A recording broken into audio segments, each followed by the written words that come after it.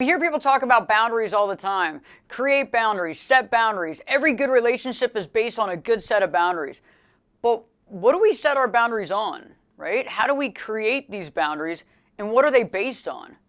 Well, any of you that have just gotten out of a toxic relationship and lived to tell the tale knows that it's really important to know that. So we're going to be talking about how we create our boundaries and what we base them on in today's video. Hi friends, glad to be back today, and today we're in our second video on Life After Toxic Relationships series. And many people are asking, when should I get back in? When should I put myself back in the dating scene? When should I put myself back on that dating app? Well, before we get there, we got to establish some things in our own lives so that when we do start dating, we make the most of our time, we're not wasting our time and other people's time, and we actually find someone that we can actually have a successful relationship with. In our previous video, we discussed what we value, finding that 7 to 10 core values that we value in our life, why we value it, what we value, and how we define that, and how we interact with that type of value in our day-to-day life. If you remember from my example from the previous video on independence, right? Independence of thought, feeling, and action. That is one of my main values. And I've been married for a long time, and it's very important to keep your own identity and to be able to speak and be honest with your feelings and your thoughts, being authentic to yourself. Because if you're in a relationship where somebody is making fun of you for your feelings, making fun of you for your thoughts, gaslighting you, manipulating you, making you feel bad, making you feel like you need to walk on eggshells, that is not helpful. Okay, and so when I was talking about independence of thoughts, feeling, and actions, that's one of my core values. And I talked about how we create boundaries around these core values. So let's dig deep into that. So let's say, for example, that's one of your core values. Now, it's not just in relationships, like in romantic relationships. This value is something that is part of you. It's at your core. So when you're dealing with family, mother, father, aunts, uncles, cousins, sisters, brothers, friends of yours, folks at work, co-workers, this spans everybody. Okay, we can't just talk about our values in this vacuum. It has to be something that we live our life across the board. So think about it: independence of thoughts, actions, feelings. When you're with your friends and you express yourself, hey, wow, I this happened, I wanted to share it with you. It's about being around people that will accept that, not people that will make fun of you, not people that are going to put you down for it. And that's for every relationship. But also, if we value it, we also have to be responsive to the other people in our life, right? So when they're expressing their feelings, their thoughts, that's great. And being able to recognize that, right? And it's important. So that's part of our value system, but it's also part of our boundaries. So right when somebody starts making fun of or talking down to you about how you feel, how do you respond? We don't just accept it, right? We don't just, oh, okay, go along with it or laugh it off or get quiet. And this can be very hard for us because many of us have been in toxic relationships. The last relationship wasn't the only toxic relationship you've been in. So it's hard to express yourself, right? But when we begin to identify our values, we realize that we live by this, and it's not just with one person, it's with other people. So we begin to slowly stand up for ourselves, right? And I'm not trying to talk about being aggressive or angry or in people's face. It's just we begin to stand up for ourselves, and we begin to stand up for our value system. Okay, and this is really important, and it's easier to start small. That's why I don't think that right this moment is the right time to put ourselves back into the dating site and the dating community. It's great to start small, like starting with some folks that you just met. So when somebody makes a comment that you feel is making fun of or making light of what you said or gaslighting or manipulating, it's about pointing it out in a positive way. It's not like, oh my God, you're gaslighting me. It's just like, hey, where is that coming from? I was just expressing myself, and could you explain what that response was about? It's easier to do it with coworkers too, right? Because they're not as close as we are to some of our closest friendships, right? It's maybe not as hard, to do that as it would be to your mom or your dad or your sister. But slowly, as we begin to understand our values and to stand up for ourselves with our values, it becomes easier and easier. And so one of the biggest caveats that I want you to think about is think about those values that you wrote down in our last video that you worked on in that journal. I know journaling, some of you think is a 4-letter word, but anyway, you wrote it down and you look at those different values and say, okay, in my day-to-day life, how am I being true to my values? And if somebody is going against my values, instead of acquiescing like I've done before and accepting that reality, instead, I honestly, consciously, and positively work to stand up for my values.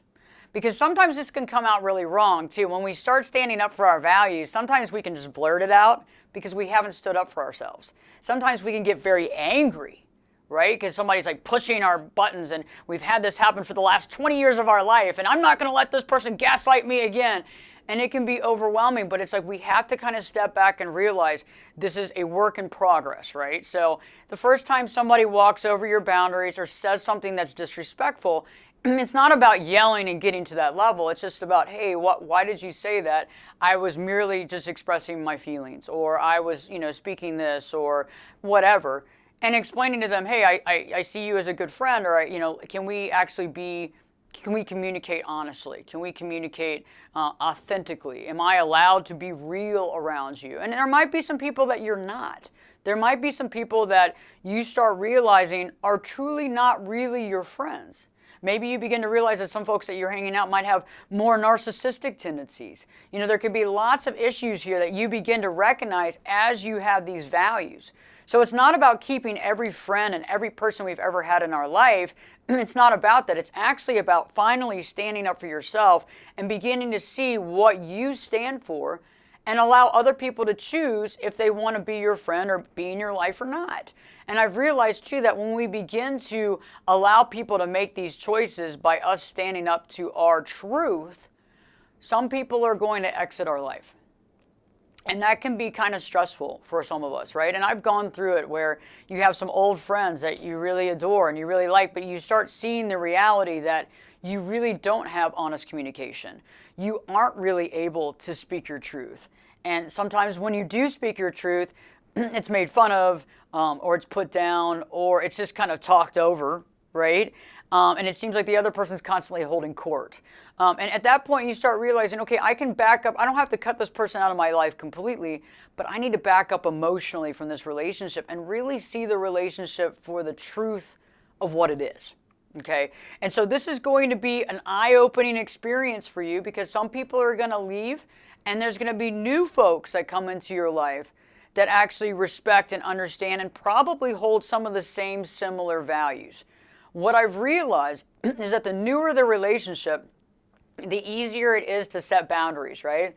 Because it's new and you're just now starting to hang out. And so it's almost like the formation of the relationship, right? Boundaries based on our values is the formation of any relationship we have, right? And as you know it, you've had old school relationships that you've had that trying to go and change and add boundaries can be really challenging, right? Because you've been operating on a totally different operating system for years in that relationship, and now you're demanding respect, or now you're wanting X, Y, Z, and that person is really challenging for that. And that's when we have to have those real deep conversations, not in a melancholy, dramatic way, but just, hey, I've recognized something in the relationship, and obviously, if I didn't care about the relationship, I wouldn't be bringing this up. But we have to start advancing, and we have to start growing together, and this is what I've seen. And if the person doesn't take it well, again, there's your answer. Is it painful sometimes? Yes, but isn't it better to know now than to wait and find out much later on that this person doesn't respect you or doesn't agree with you? And that's fine. And we don't always have to agree, but it's about respecting each other and respecting each other's, that what they value, their thoughts, and their life, okay?